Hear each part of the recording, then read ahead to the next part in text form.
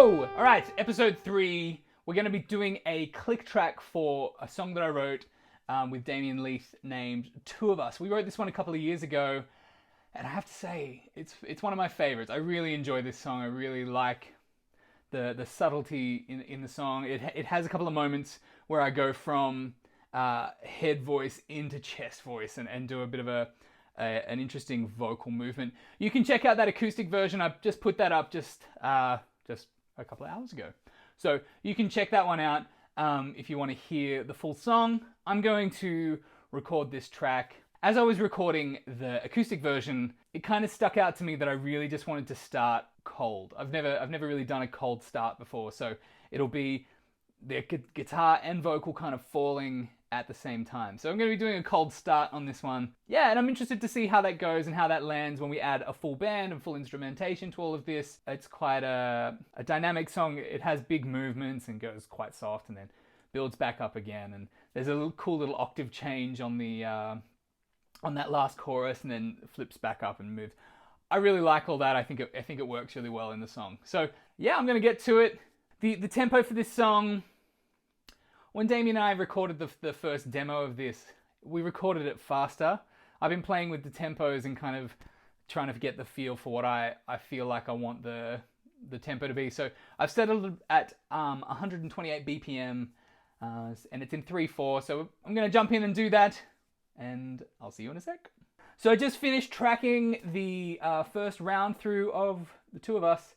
It came together pretty quickly, actually. The acoustic version of it that I put up on YouTube took a few more goes. So it was probably good that I recorded that before I did this, because I kind of remembered how it went. I'm gonna have a listen to it and just make sure that everything's kind of lining up.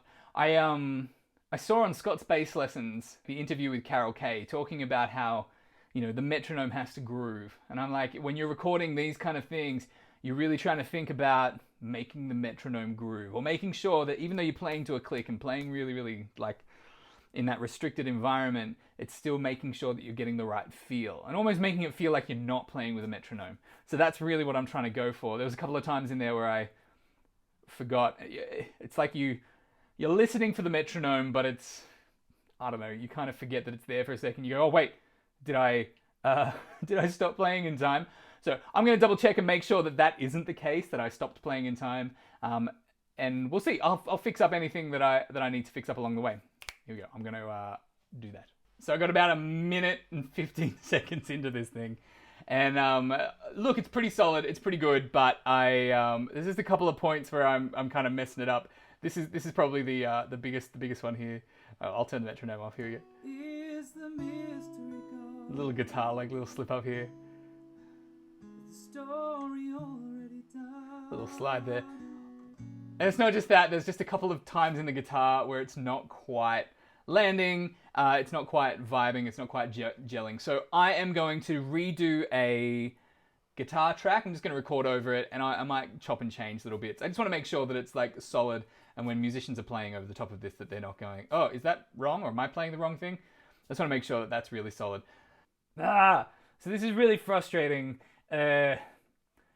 The guitars are bleeding into the vocals, which I knew was going to happen, and I recorded the vocal and the guitar at the same time doing the click track, and I shouldn't have done that. I should have just gone with it and let happen what happened, but I didn't do that, and I went against what I did last time, and now I have a bit of a problem, which is fine. I just need to re-record the vocals, but I went with a bit of a different ending when I did the guitars, when I redid the guitars just then. I kind of, on the spur of the moment, just went, oh, what about this? I think that'll be good. And I think it'll work really nicely. So, all right, I'm going to re-record the vocals. Then you remind me that I'm not the only one holding on tight.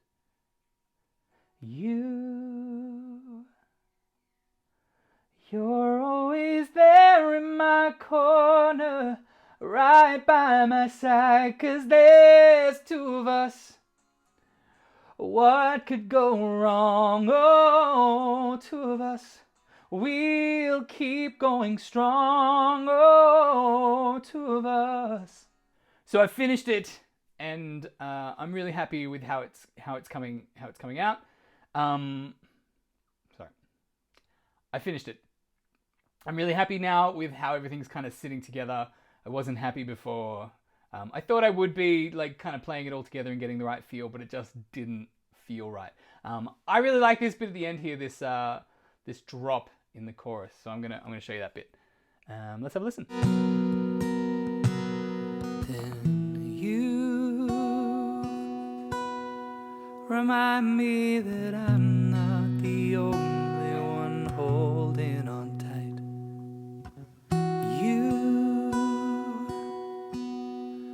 You're always there in my corner, right by my side, 'cause there's two of us. What could go wrong? Oh, two of us. We'll keep going strong. Oh, two of us.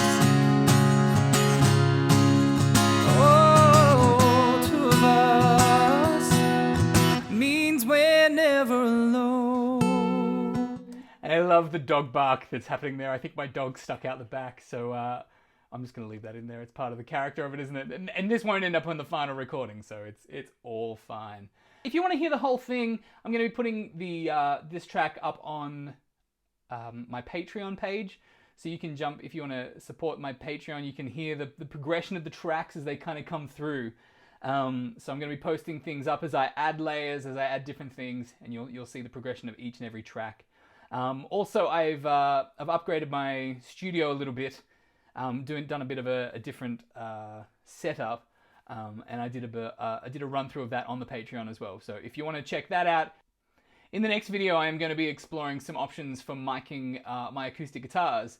I have a couple of different microphones here. Look, I'm not in a world-class studio with a massive mic cabinet. I've only got what I've got.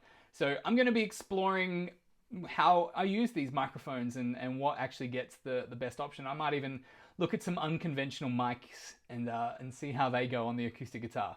We'll give that a go. Let me know down in the comments your favorite way of miking an acoustic guitar, and we can have a look at that one next time. Please don't forget to like the video if you like it, and subscribe to the channel if you want to see more of this. I'll see you next time.